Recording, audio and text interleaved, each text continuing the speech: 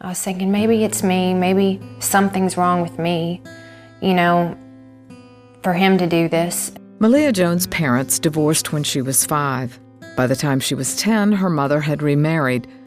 Then Meleah's stepfather began to sexually abuse her. I was very lonely and very depressed and just didn't really know it at the time, but I was very sad, and I ended up running away when I was 12. But I just knew that I didn't want to go home. I hated it. I began to drink and use drugs, hanging out with the wrong people. I later on got put into a girls' home for running away and using drugs. I stayed in the girls' home for about 8 months, and then when I got out, I just went from house to house, living with different people. I pretty much had nowhere to go.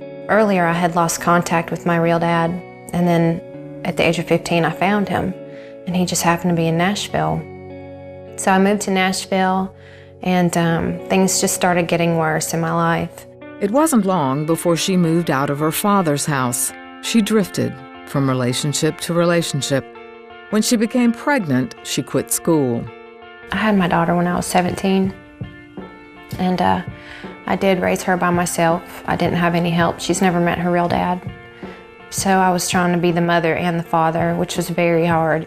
I felt because I quit school that I was helpless and worthless, and I couldn't find a job. I couldn't make enough money to ever have anything. I thought that this was my life and nothing's ever going to change. Then a friend told Meleah a way to make big money at night. It was at a strip club. So I decided to try it, and I believe I was about 17 when I first started. I went from one club where I can make $200 a night to the next place where I can make $500, and then I'd go out of town, I could make $1,000 a night. You know, I was getting deeper into drugs and just caught up in the money, and it was awful. Meleah went to jail twice. The first time after a drug bust. The second time after a fight broke out in the club. After that, I had hit rock bottom. I was done with it. I knew deep down inside that there was something else out there for me. Like, this cannot be my life.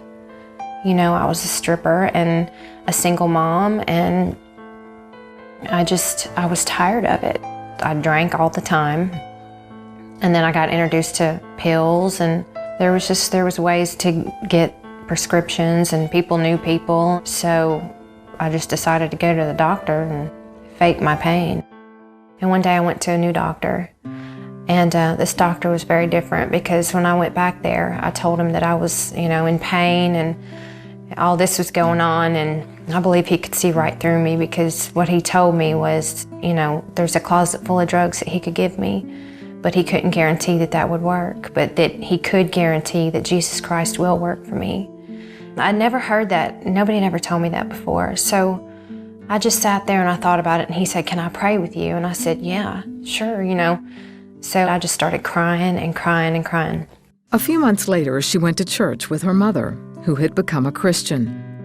Her mother had recently divorced Meleah's stepfather and moved to Nashville. The preacher said, you know, if there's anybody in here that's never accepted Jesus into your life as your Lord and Savior, I want you to pray with me right now.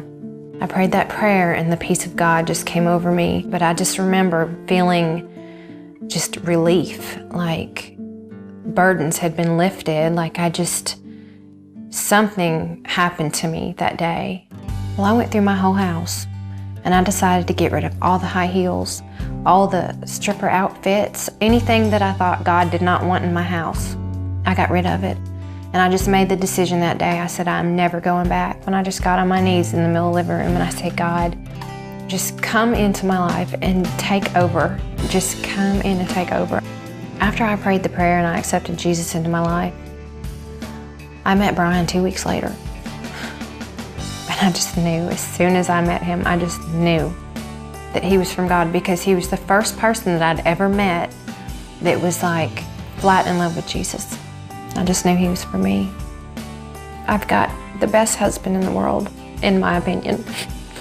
I've got a daughter, a son, 2 beautiful, healthy children. We teach a Sunday school class, and God's been using us, and it's just amazing that he would even want to use somebody like me that's done such horrible things. And he's the healer. He's the God of restoration, and if he'll do it for me, then I know he'll do it for whoever else is out there and hurting. you know, that's been in my shoes. And once you surrender your life to Him, it's just blessing after blessing after blessing. He will give you the desires of your heart.